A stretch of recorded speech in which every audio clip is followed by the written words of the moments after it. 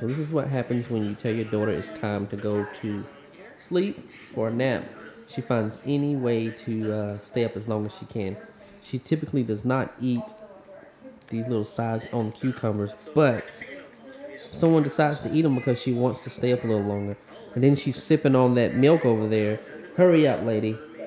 You gotta go take a nap because you're gonna be at the pool all day today when mama comes home. Hurry up.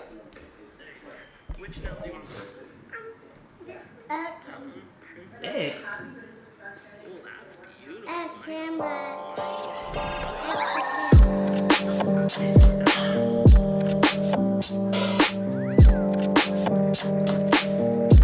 Man, so this is the best part. Well, not the best part, but this is a highlight of my day when she takes a nap and I get like maybe an hour of just peace and quiet. iPad going off with YouTube in the background. 50,000 questions. Wanting to go to the park every 2 seconds, even though you just came from the park.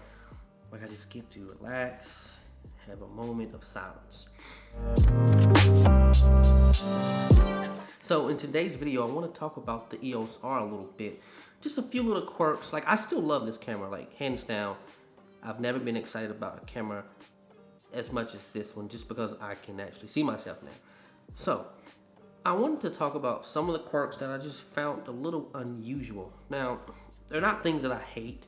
I can get over them, of course, but it's just minor things. So in order to do that, I need to switch and go grab my A7 III here, put on my little lavalier microphone, and then yeah, I'll turn the camera back on.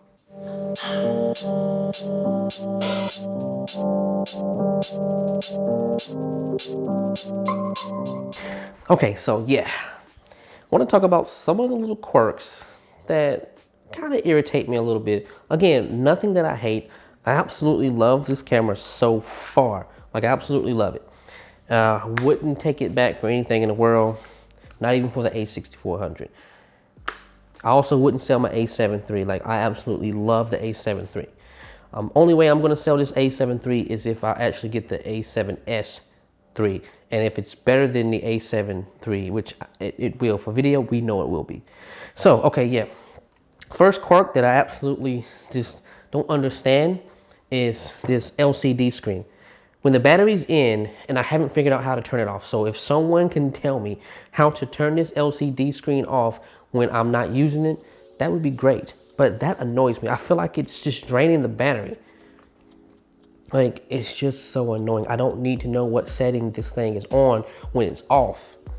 So that's number one. Number two, let me turn it on. So when you are in autofocus mode, and the one specifically that I'm talking about is the autofocus tracking, where it tracks your face and things like that, you actually lose the electronic like leveler. Ugh, I can't talk. So yeah, you lose it.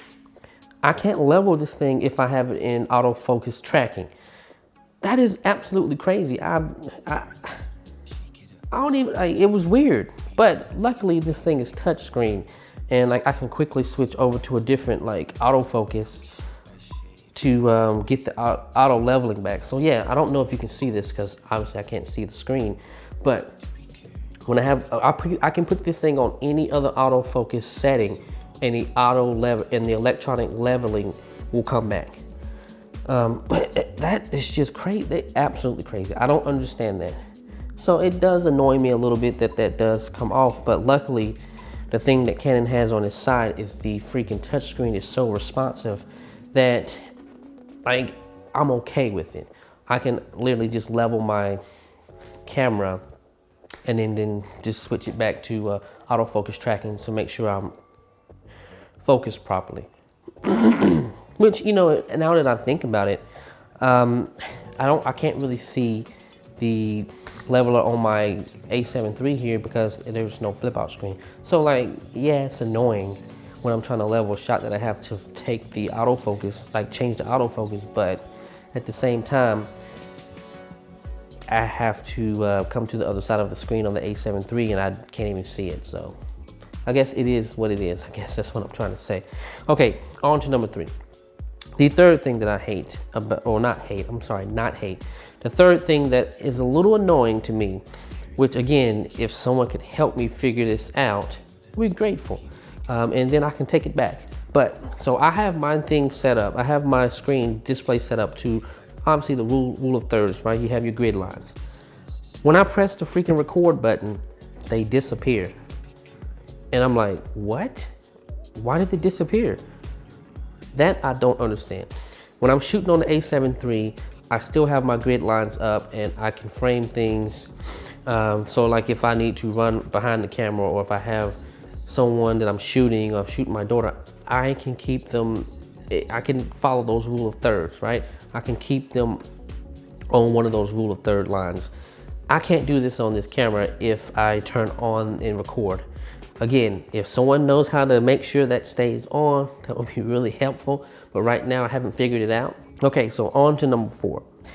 Now this has nothing to do with the camera, but it's mainly the camera lens. Now, you kind of have to be aware of this 16-35, the f4 with the image stabilization and all that stuff. This is a loud lens. This thing is like, if you are a Sony shooter, right? And let's say, what lens did I use that was like extremely loud? The 85, the G Master 85, 1.4 or 1.8, whichever it is. Like I've used that lens before. That is a loud lens. Like the servos are extremely loud. That is the same thing for this 16-35 here. Like I can hear it, like maybe about 3 or 4 feet away. I can hear, like when I move, it's just making that little clicking noise. Yeah, I didn't realize that was gonna make it. Now this could be different in the 16-35 2.8. I'm not sure. I'm debating on actually going to get that one because the camera shop that I frequent, they have a used one right now for $700, and they're saying that it's in really mint condition, like it's really good condition. So I might go check it out just to see if there's any difference and put it on this camera to see. But yeah, that's it. That's really all I have as far as, not complaints, but minor little quirks that I'm just like, really? That's weird. That's really, really weird. Now the good thing is, well, good thing for me, I haven't used this touch bar right here. I would not use that.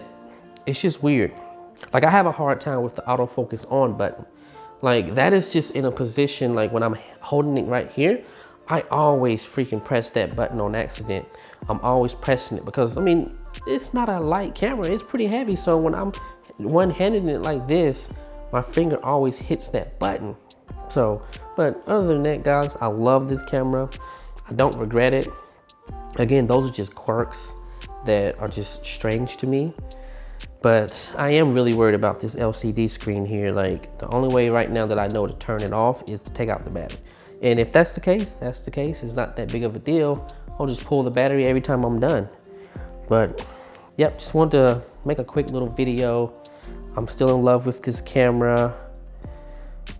All right, I'll see you guys in the next video.